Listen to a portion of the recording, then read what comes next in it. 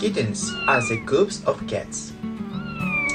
Kittens of different breeds mostly become adults from 9 months to 1 year.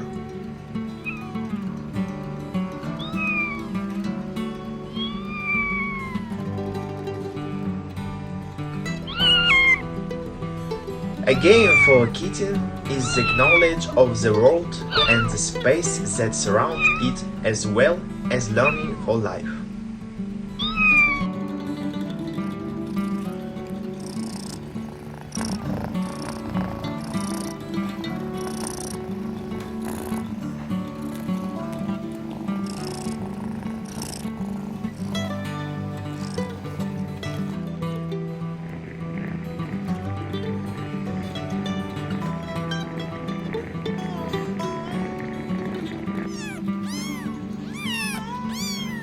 In his games, the kitten moves, develops agility and hunting instinct.